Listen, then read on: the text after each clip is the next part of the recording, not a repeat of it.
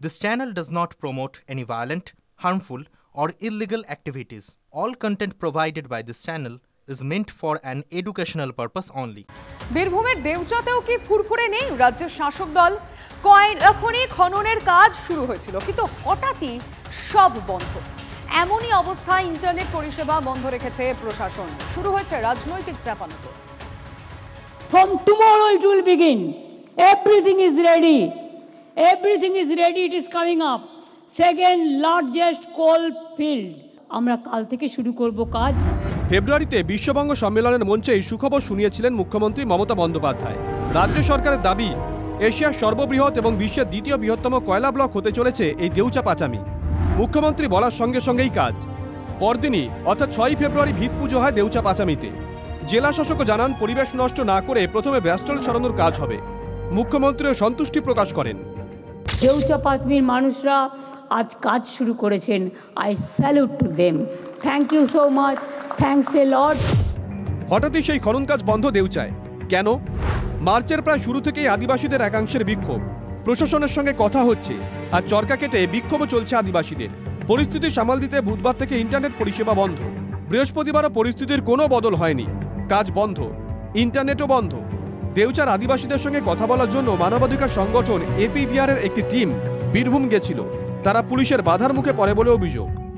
পুলিশের গাড়ি ছিল, আমরা যখন যাচ্ছিলাম পেছনে পুলিশের গাড়ি ছিল। তারপরও আমরা এই হুলিগানিজমের মধ্যে পড়লাম এবং সেই 2 ঘন্টা থেকে 2.5 ঘন্টা আমাদের এই রকম একটা অবস্থার মধ্যে আমাদের রেখে দেওয়া হলো। তাতে আমরা কিন্তু কোনো রকম প্রশাসন থেকে কোনো সাহায্য পাই। নবান্নের দাবি, এই প্রকল্প বাস্তবায়িত হলে 35,000 কোটি টাকার লগ্নির পাশাপাশি অন্তত 1 লক্ষ মানুষের কর্মসংস্থান হবে। তারপরও কাজ শুরুর পর থমকে গেল কেন? শুরু হয়েছে রাজনৈতিক চাপানুতোর। কাউকে ঢুকতে দেওয়া হচ্ছে না কেন? কি হচ্ছে ওখানে? নেট কানেকশন বন্ধ রাখা হয়েছে, নেটওয়ার্ক বন্ধ করে দিয়েছে, কি কারণে? তাহলে এত বড় প্রজেক্ট কাজ যার জন্য হচ্ছে, যাদেরকে উচ্ছেদ করা হচ্ছে, তাদের ইচ্ছা নেই, তারা এটা দিতে চাইছে না। ওদের মধ্যে একটা ক্ষোভ রয়েছে।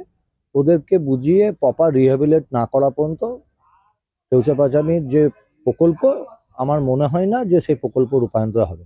আমার যদি সবকিছু খোলামেলা থাকে, আমার যদি লুকোচুরি খেলার দরকার না পড়ে, আমার যদি স্বচ্ছতা থাকে, সবাই দেখতে পারে, অসুবিধা কি আছে? এইটাই তো বলতে চাইছিলাম। সরকারের উচিত শ্বেতপত্র প্রকাশ করে বলে দেওয়া, এই করবো। এই তো 1.5 লাখ লোকের চাকরি হবে ভাই, সেখানে শুরুতেই যদি কাজ আটকে যায়, ইন্টারনেট বন্ধ হয়ে যায়, তাহলে সেটা তো অত্যন্ত ভয়ঙ্কর ব্যাপার। ইন্টারনেট পরিষেবা বন্ধ করবার পেছনে একটা কারণ থাকে, যুদ্ধকালীন পরিস্থিতি হিসাবে বলা হয়। তাহলে দেউচা পাচামি নিয়ে যে কোনো এক রহস্য, যে রহস্য রাজ্যের মুখ্যমন্ত্রী লুকিয়ে রাখতে চাইছেন, সেটা যাতে গোপনে থেকে যায়, তার জন্যই তিনি এই ধরনের ঘটনা ঘটিয়েছেন। মুখ্যমন্ত্রী দেউচা পাচামি নিয়ে কিরকম জালিয়াতি করছেন, আমি শব্দটা উচ্চারণ করলাম। মানুষ, বিশেষত মহিলারা, আমি কুর্নিশ জানাচ্ছি